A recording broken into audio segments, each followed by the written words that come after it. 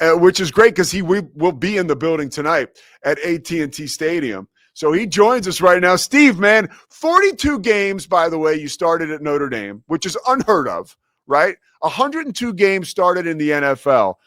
Nobody better to have under center for us this morning than the great Steve Beuerlein. So thank you for taking the time to join us, man. Hey, I'm happy to be here. I'm sporting my LA Dodgers hat here too, in honor of my hometown Dodgers taking it to the full hilt. Obviously, one of the best Game 7s ever in the history of Major League Baseball. So I'm still celebrating and gloating about that. A kid from Anaheim, and there you are. You're watching the Dodgers in that amazing game on Saturday. What's going through your head? Well, man, just the fact that they were able to take it to a Game 7, I was so fired up. And one of the greatest series, all the ups and downs throughout that series that I can remember. And just, when everybody had counted the Dodgers out, and I'm going to be honest, I was kind of doubting it there for a while myself, but that's a team of guys that know how to get it done when they need to get it done. And you got to give credit to the Blue Jays, obviously an incredible season, incredible team. But in the end, the Dodgers made the plays they needed to make to get it done. And, I grew up in L.A. actually, and then moved to Orange County when I was about 12. But my dad worked for the city of Los Angeles for his whole career. So I grew up wearing, bleeding Dodger blue. And this is one of those times where it doesn't get any better than this. Hey, talk to me about being on a team like that where, I look, man, I didn't invent baseball, and I like to think I know a little about sports. But if I'm the Blue Jays and Rojas hits that home run to tie it, I'm like, oh, boy, because that's just not a position. The Dodgers know how to operate in that sphere. The Blue Jays, it's new to them. I was questioning, and I was texting my brothers and my friends saying, why do they not pinch hit for Rojas right here?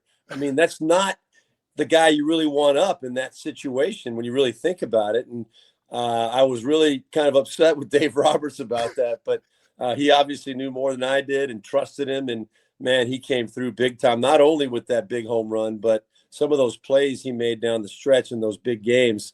He was as vital and as key to this whole thing happened as anybody on the Dodgers.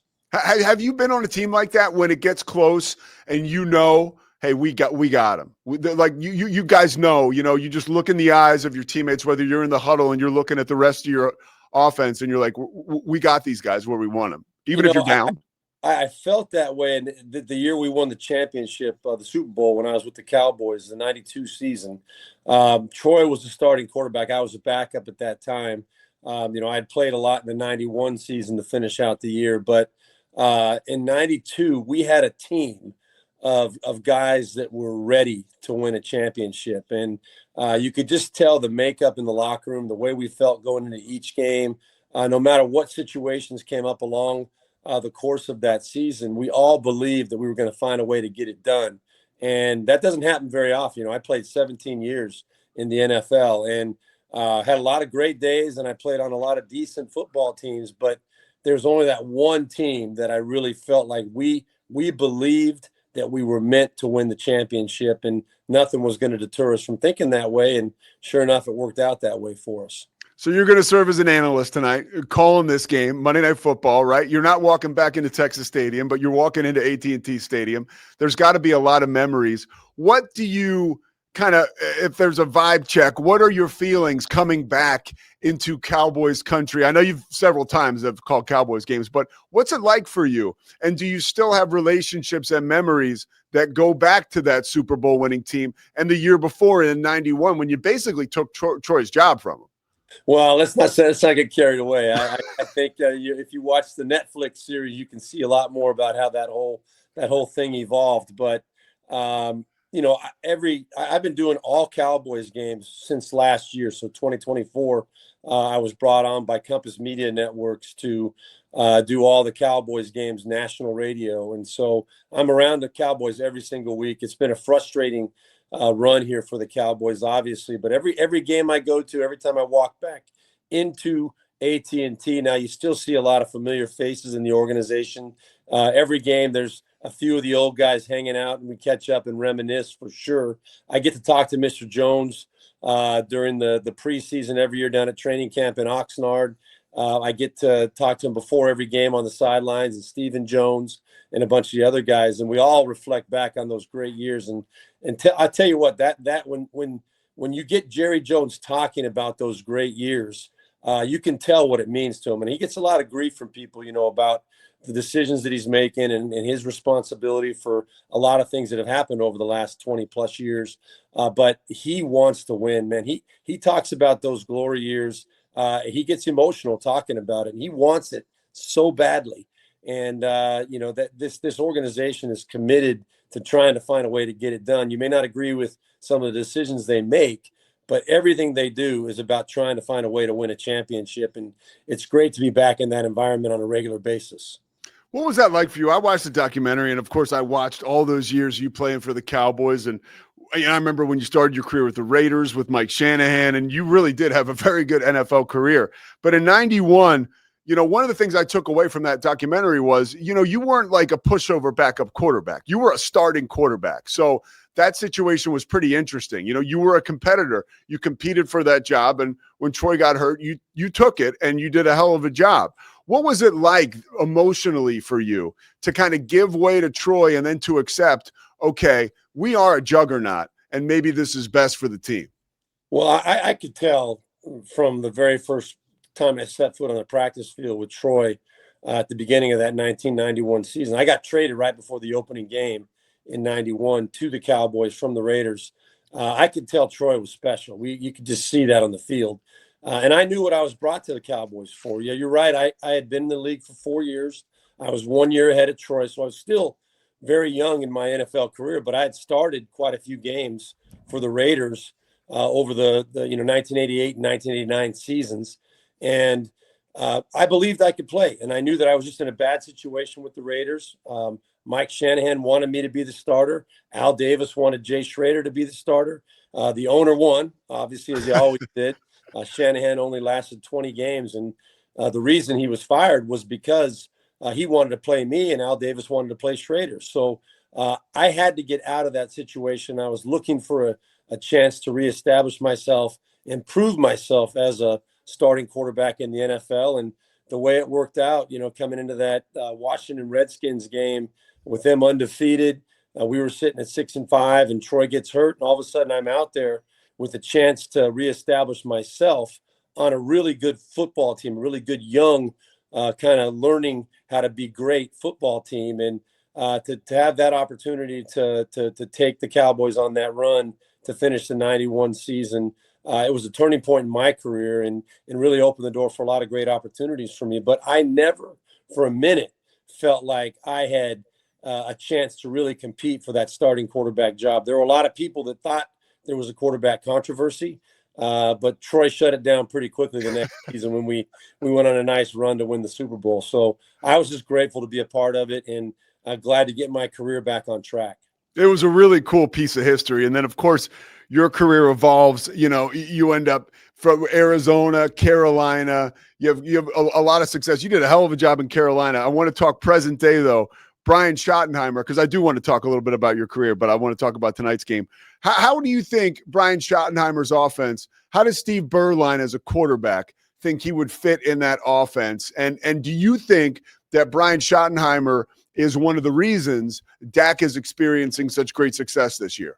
Well, Dak had 3 12-win seasons in a row prior to last year. And I think he had established himself as an elite quarterback without a doubt by what he had done under Mike McCarthy prior to, what happened last year. And then, of course, Schottenheimer coming in and inheriting this team. I do like a lot of the things he's doing. He's gotten back to a really kind of a much more balanced mentality. And I think that's helped Dak from an offensive standpoint. Javonte Williams resurrecting his career with 8 rushing touchdowns. And I think he's averaging close to 80 yards a game rushing, which is, I think, 4th in the NFL. 4th in the NFL, yeah. He's got like 650 yards. I mean, he's doing a tremendous job. Yeah, he's done a super job. And the Cowboys really do base everything off of that. When he's the focal point, starting the games out, they get that running game going. That opens up a lot of things for Dak in the play action game. And obviously the addition of George Pickens on the outside.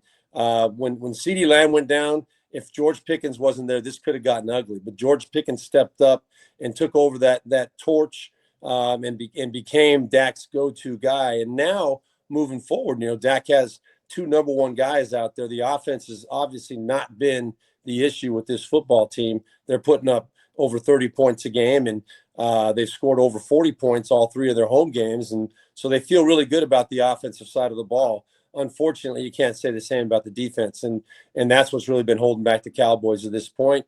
We'll see if they can get that turned around. But I do like the mentality. Brian Schottenheimer comes from that Schottenheimer tree. Marty Schottenheimer was always run first and stop the run. You got to start with that, and that attitude, I think, has made this Cowboys offense much more balanced, and I think better all the way around when all the guys are healthy. The problem is when you get in a situation where you got to score 30 plus points a game to win, to have a chance to win, that's a lot of pressure on the offense. We have a show on this network, the Rogue Media Network. It's the Doomsday Podcast with Mosley and Ed Werder. And they've talked about ad nauseum, especially Werder.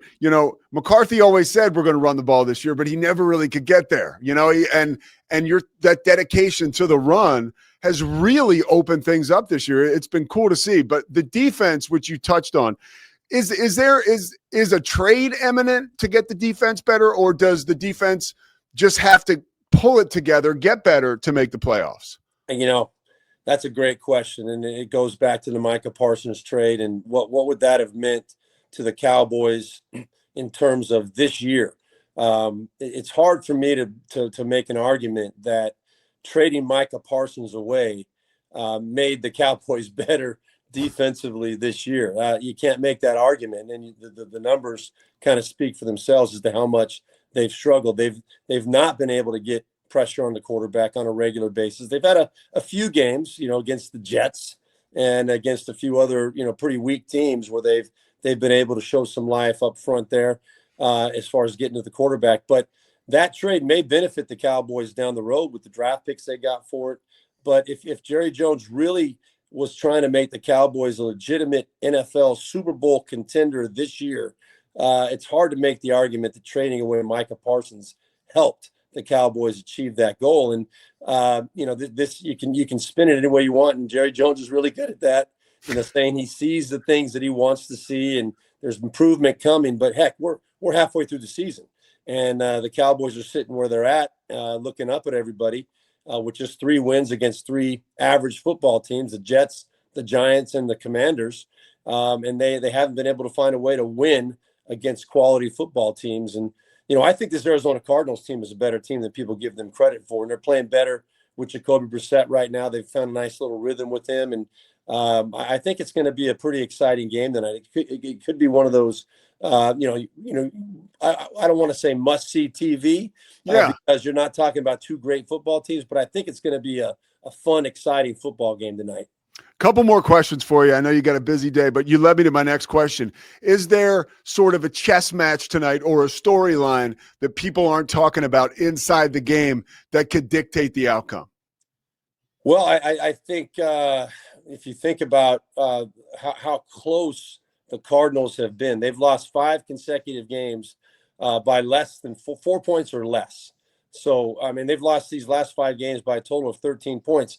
4 of those losses have come against teams that have won 5 or more games. You're talking about the San Francisco 49ers, the Seattle Seahawks, Green Bay, and then the Indianapolis Colts. That's 4 of those 5 losses against really good football teams that they've almost had a chance, and they've actually had a lead in each of those games. So this is a better football team than I think people give credit to. Their defense has only given up 20 points a game. They're playing really consistent, really since the last 11 games of the 2024 season. They've been very, very solid and consistent defensively. So it's going to be interesting to see how the Cowboys can attack that defense. If they don't get the run game going and they're not able to establish Javonte Williams, I think this could turn out a little bit differently than most people expect. 92nd game for the Cowboys on Monday Night Football, most all time. What's it like to play on Monday night? What especially back when you were playing, it was a little bit. There weren't as many games, on TV. So it was super special. What's it like? It's different than any other, regular season game. you've got the eyes of the whole country, the whole football world watching you, and the bright lights come on, and there's just an overall different mentality and a different sense of energy in the stadium wherever you're playing.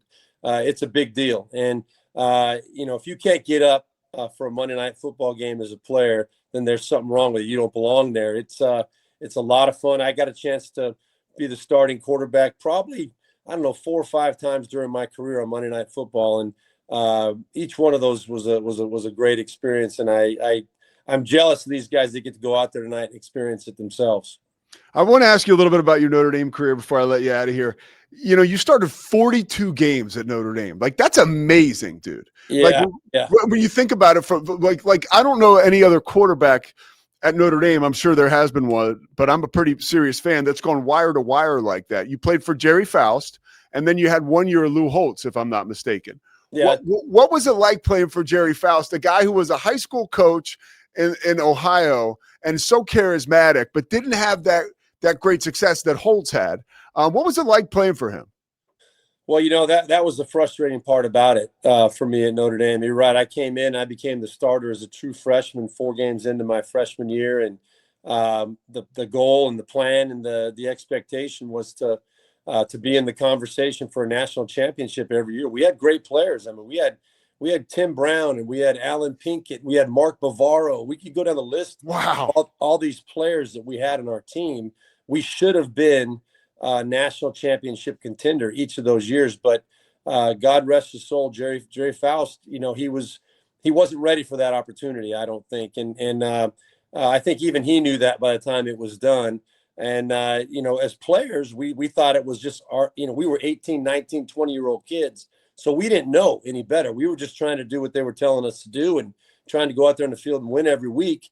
And we couldn't understand why we were underachieving. But when Lou Holtz came in, we knew immediately that things were going to get better and things were going to get changed around very quickly. And I was fortunate and grateful to have that 1 year with Lou Holtz, even though we didn't make a run at the national championship that year. Lou Holtz gives our senior class a lot of credit for kind of setting the culture and setting the expectation and kind of paving the way for those great teams that were to come after us. And I've always been grateful to Coach Holtz, and glad he's still out there doing well. And I get to see him a couple times a year, and he's been an incredible impact on my life. How connected are you with Notre Dame today? Are you still watching every game when you can? Do you like Marcus Freeman? Like, what's your vibe around this team and this program now? Absolutely love Marcus Freeman. Brian Kelly leaving was the best thing that could have happened to Notre Dame. Everybody loves Marcus right now, and he's a perfect fit for it. I love the fact that he's making it very clear he has no plans to go anywhere else. I do get back. I've been getting back whenever I could over the last 10 or 15 years, a couple games a year at least. And now I actually have a daughter that's a sophomore at Notre Dame. So no way. I've got another built-in reason, a built-in excuse to get back whenever I can. I'll be there next week at the Navy game because the Cowboys are on their bye week. So I look forward to getting back anytime I can. It's a special place. The football didn't go the way that we wanted it to. There was a lot of dark days there during those Faust years, and the bottom line is that though Notre Dame is it means a lot more than just the football, and it's about a lot more than just the football. And I wouldn't trade my experience for anything. Last question for you. What do you make of all these coaches, college coaches, getting let go? So many before we turn the page to November. It's like the Wild West, man. Well, it's pro football now, right? I mean, it's a different world. The money is so big, and the pressure is so immense on these coaches to get these programs headed in the right direction. And they're just not going to have the patience that they may have had in years past. And I don't like what's happened to college football. I don't like what the NIL and the transfer portal has brought to college football. I think it's really just changed the landscape in a negative way. From my perspective, the way I look back at what it used to be, what it should be all about, but it is what it is. Pandora's box is open, and that's the way it's going to be for the foreseeable future. These coaches know it. They signed the big contracts. They know they've got the golden parachute with the buyouts in their contracts, but I'm not saying that they take security in that, but they know that the expectation is there, and if they don't get it turned around quick, they're going to be getting paid to watch, and that's not what any of them want. These coaches all want to be a part of it. They want to build championship program. That's what they go to those schools for, with those big contracts. And when they come up short, they got to pay the piper, at the backside. All right, Steve Beuerlein, man, thank you so much for taking the time, dude. Have a great call tonight, and we really appreciate you spending some time with us. You got it, my man. Thanks for having me. I appreciate it. You got it. There he goes, Steve Beuerlein. Man, I'm telling you, that guy was a big part of my evolution as a football fan. And, of course, when I was playing football in college, like, Beuerlein was always a guy who he was kind of like a household name. And maybe it was because of playing for the brand of Notre Dame and then playing for the brand of the Raiders and then the brand of the Cowboys. He fit perfectly in that whole realm because he was just a primetime dude.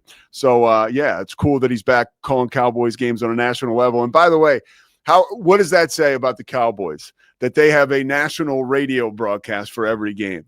That's really all you need to know about the star and the brand. All right, we'll step aside, come back. The Pete Souza Show presented by Slovacics. We're going to take a walk down memory lane, a kind of a somber tone here a little bit. We want to honor a fallen Baylor great when we come back. Scotty Swingler is going to take us through that. Don't go anywhere.